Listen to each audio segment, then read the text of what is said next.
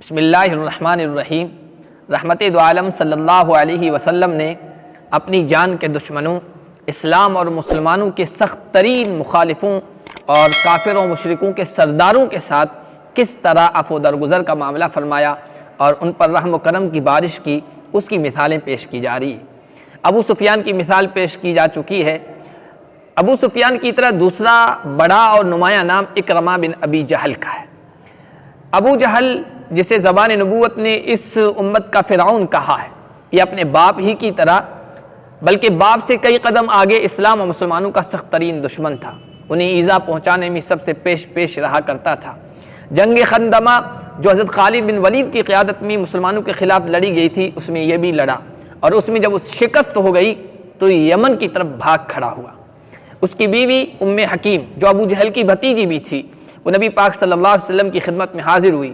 چند دن پہلے یہ بھی مسلمان ہو چکی تھی اور اپنے شوہر کے لیے معافی کی درخواست پیش کی اور یہ کہا کہ یا رسول اللہ، اسے مکہ واپسی کی اجازت دی جائے، اس کی جان کو امان دی جائے۔ نبی رحمت صلی اللہ علیہ وسلم نے عفو درگزر سے کام لیتے ہوئے اس کی معافی کو قبول فرمایا اور اس کی جان کو امان بھی دے دی۔ جب اس کی بیوی بارگاہ رسالت میں اپنے مشرک شوہر کے لیے اور نبی صلی اللہ علیہ وسلم کے جانی دشمن کے لیے معافی کی درخواست پیش کرنے آئی ہے اور جان کی امان لینے آئی ہے، تو نبی پاک صلی اللہ علیہ وسلم نے اسے یہ تک نہیں کہا کہ تمہارے شوہر کے کرتوت تو بہت خطرناک ہیں، وہ معاف کیے جانے کے قابل نہیں ہے، اور تم تو ابھی چند دن پہلے ایمان لے آئی ہو، تم پر اعتماد کر کے ایک خطرناک مجرم کو اور ایک شاطر دشمن کو کیسے معاف کیا جا سکتا ہے، اسے زندگی کی امان کیسے دی جا سکتی ہے؟ بلکہ رحم و کرم کا معاملہ فرماتے ہوئے آپ صلی اللہ علیہ وسلم نے معافی قبول فرما لی اور جان کی امان بھی دے دی۔ جان کی امان ملنے کے بعد ام حکیم نے اپنے شوہر کو تلاش کرنا شروع کیا اور بڑی کوششوں کے بعد ان تک پہنچ گئی۔ جب وہ پہنچی ہے تو اس وقت وہ بحر احمر کے ساحل کنارے پر تھا اور یمن جانے والی کشتی پر بالکل سوار ہونے کے قریب تھا۔ یہ وہاں پہنچی، کہنے لگی، اے میرے چچا کے لڑکے، میں تمہارے پاس دنیا میں سب سے زیادہ صلہ رحمی کا حکم دینے والے، سب سے زیادہ بھلائی کرنے والے اور سب سے زیادہ افضل اور بہترین شخص کے پاس سے آ رہی ہوں، اپنے آپ کو ہلاک مت کرو۔ نبی رحمت صلی اللہ علیہ وسلم کی بارگاہ سے میں نے تمہاری زندگی کی جان کی امان لے لی ہے۔ اکرمہ کہنے لگا، واقعی تم نے ایسا کر لیا ہے؟ ام حکیم کہنے لگی، ہاں میں نے ایسا کیا ہے۔ اکرمہ جو اس وقت بڑا پریشان تھا کہ کہاں جائے، کہاں پناہ لے، اپنی زندگی اسے تنگ محسوس ہوتی ہوئی نظر آ رہی تھی اور کہیں پناہ نہیں مل رہی تھی۔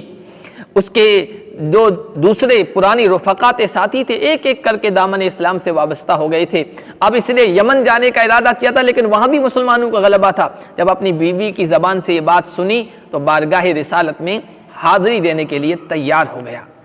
ادھر نبی پاک صلی اللہ علیہ وسلم نے صحابہ سے جو آپ کے پاس بیٹھے تھے، ابھی اکرمہ حدود حرم میں داخل ہونے ہی والا تھا، صحابہ سے کہا کہ یاتیکم اکرمۃ بن ابی جہل مؤمنا مہاجرا فلا تسبوا اباہ فان سب المیت یؤذی الحی ولا یبلغ المیت۔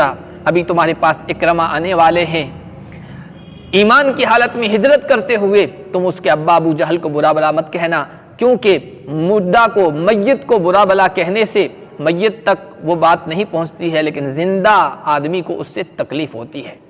نبی پاک صلی اللہ علیہ وسلم نے جب اکرمہ کو آتے ہوئے دیکھا، آپ مجلس میں بیٹھے ہوئے تھے، دیکھ کر آپ مسکرا دیے۔ وہ سیدھا آ کر آپ صلی اللہ علیہ وسلم کے سامنے بیٹھ گیا، کہنے لگا، یا محمد ان هذه اخبرتنی انک آمنتنی، اس نے مجھے بتایا، ام حکیم نے، کہ آپ نے مجھے امان دے دی ہے، جان کی امان دے دی ہے۔